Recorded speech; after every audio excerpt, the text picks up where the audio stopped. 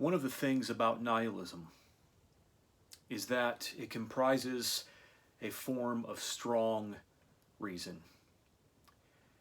It comprises a kind of negation of the hope of life and the structures of life. What's difficult is that there are power dynamics that can circumvent and bypass idealistic structures. We as humans can lay down the strongest, rational, idealistic structures that we want, and nihilism can come along and obliterate them. Now, this is not entirely the case, but it is in large part true. It is true when we think in terms of absolute narratives and grand narratives. But there's a fallacy here. It's a fallacy to take a grand narrative and to condemn a limited life with it, a contingent life. It's a fallacy to take the infinite and condemn the finite with it. But more can be said. I think it is the case that society is indeed collapsing into a culture of irrationalism.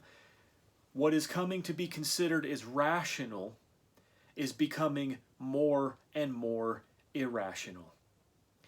Humans are no longer examining things for substance or content. They are simply taking note as to whether or not content disagrees with their convictions, as to whether or not it disagrees with their creedalism. We are, in a sense, thrust into a society of creedalism. And there's a very dark and black way to look at all of existence. We can look at it from the vantage point that nothing really matters, that in 1,000 years we will not be remembered, our lives will not be remembered, and so the question is, why not go all in?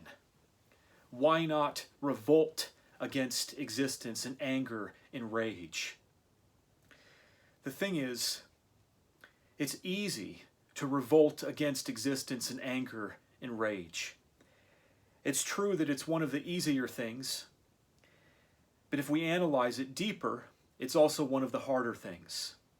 There's a dialectical truth bound up in it. It's easy because we give way to impulse. It's difficult because to sustain this trajectory of life against life, to sustain this blackness, this darkness, this emptiness and hatred against existence, does not make for a quality life or a life that's worth living. But what can we say? There are some people who are severely damaged. They enjoy preying on other people. This is something that they live for. This is bleak. This is indeed dark. Now we can try to walk down another path. We can strive to walk away from the darkness, away from the emptiness. We can try to conduct ourselves with civility. We can aspire to a higher idealism.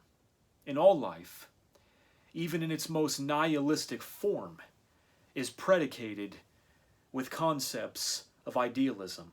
That's why the nihilist, for example, leverages the totality of existence against his experience of existence. He knows nothing of infinity. He knows nothing of totality in the grand scheme of things, but he leverages this against his own finitude.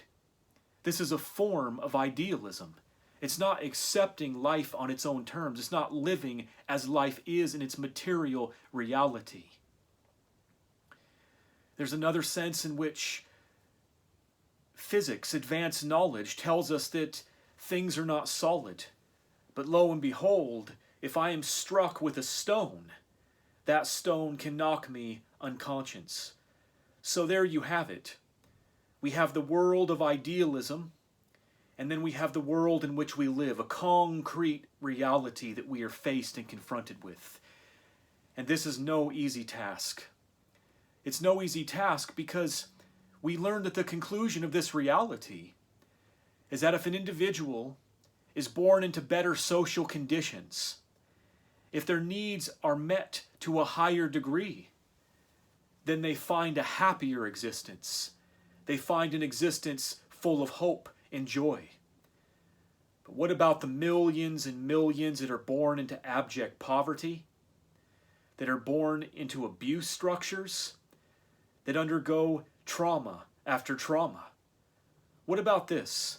What type of view of the world does this create? What type of human does this create? So we are all bound up in systems, and those systems act upon us.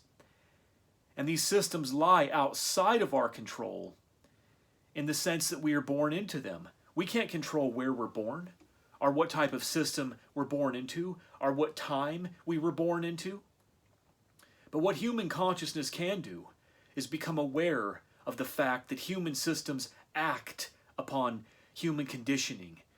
What humans can do is become aware of the fact that the systems that we construct determine the individuals into whom who are born into those systems.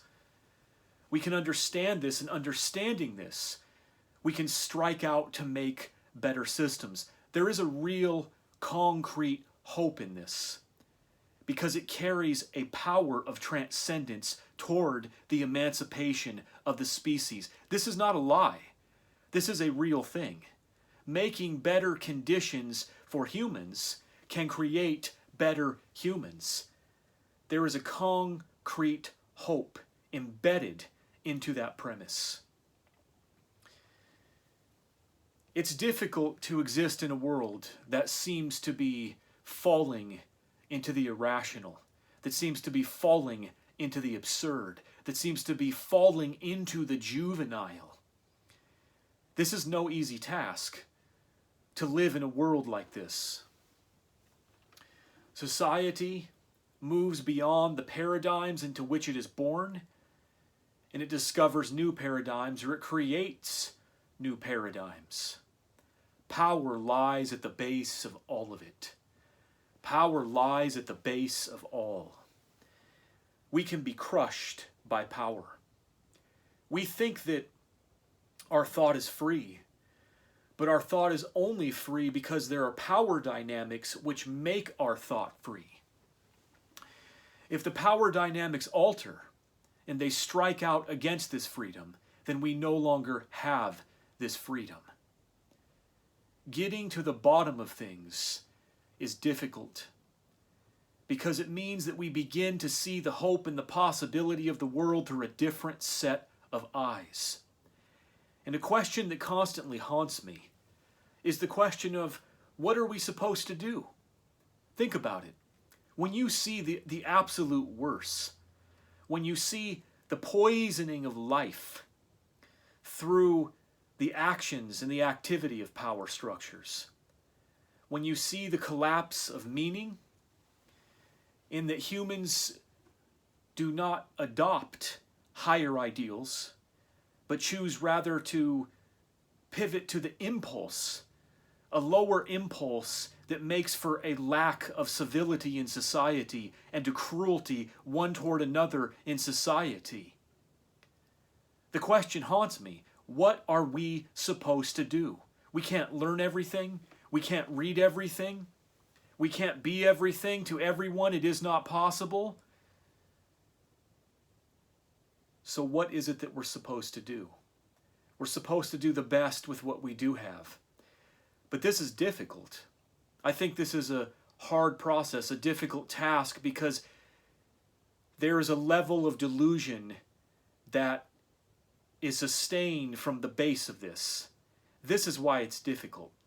If one doesn't want to see to the bottom, they won't. And I think most people don't want to see to the bottom. They're only interested in narratives that make them feel better about themselves and the world. The end. What happens when we analyze these narratives that give us so much hope, so much meaning, so much power, and we find that they're busted and broken, refuted, that they are not contained with the substance that they claim to contain? What happens then when we see through it? What happens when we realize that our leap of faith is a lie? That we have leapt to a delusion to make us feel better about life? Is this the end of life? Do we stop at this point, or do we continue on? Do we carry forward? And if we do carry forward, how do we carry forward? What are we supposed to do? It seems to me that the only thing that we can do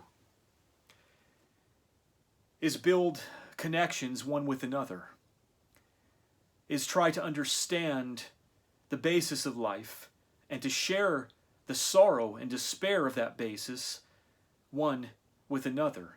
It seems to me the only thing that we can do is try to make better conditions for ourselves and our children.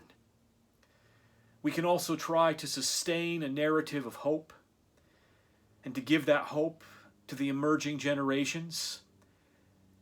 But if thought wants to proceed against the hope of these narratives, if thought wants to proceed against the substance of these narratives, can it break them? Will they actually be sustained? Years ago, I gave a lecture in which I spoke of a sophist that had an engagement with Aristotle.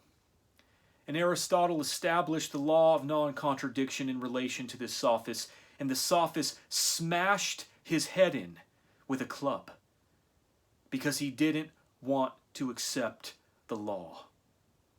You see, power dynamics lie at the base of ideals. It's not that that sophist, or that barbarian rather, refuted Aristotle's concept, but he did create a practical refutation of it. He created an order refutation of it, meaning that he was not going to abide by it as a concept or a principle. And so he smashed in Aristotle's head. Again, it doesn't mean that this barbarian refuted that. And most importantly, it doesn't mean that he can go on to construct a world of intelligence. That's the most important thing. But it does mean that life can function like this. That humans don't have to pay attention to rationality. They don't have to pay attention to higher humanistic ideals. They can deny them. They can, with their impulse structures, do violence against them. This is the world in which we exist. We are flowing through space in a dark void that is full of violence. That violence doesn't care about logic. It doesn't care about what civilizations are erected, what structures are erected on top of a small planet. If an asteroid hurtles into this planet and destroys it, that asteroid doesn't care. If a barbarian smashes Aristotle's head with the club, that barbarian doesn't care. And the world is drifting more and more in this direction of barbarism. Nihilists are taking this as their starting point, and they're trying to construct a world on this premise, on the premise that might makes right. But might does not make intelligence. That's the problem. You cannot construct intelligence out of might. You can't get technology out of might. You have to have rational thought to get that. You have to have thinking to get that. You have to have deliberative process, not impulse.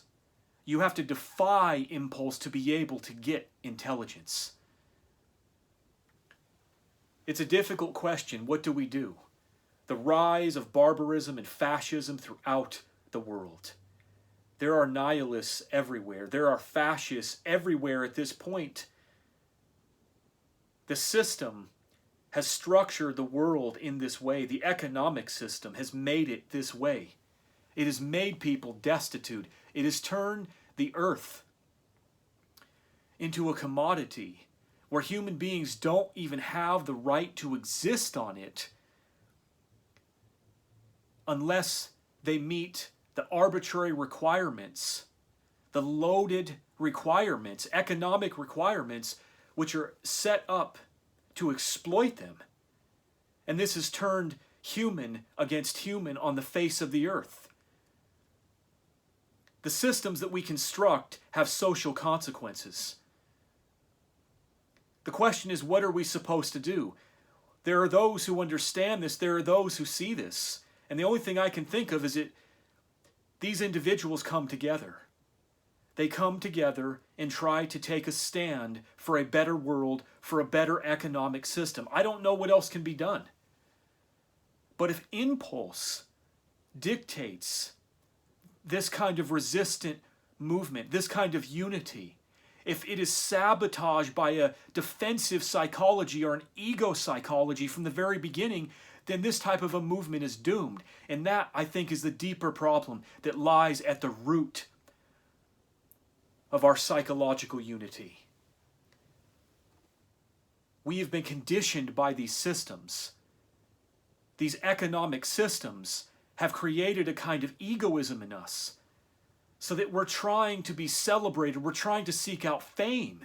We're not doing things for the sake of trying to create something better. We're doing things to be noticed. We're doing things to be seen. It should not be this way. Is this the foundation upon which we can build a better society?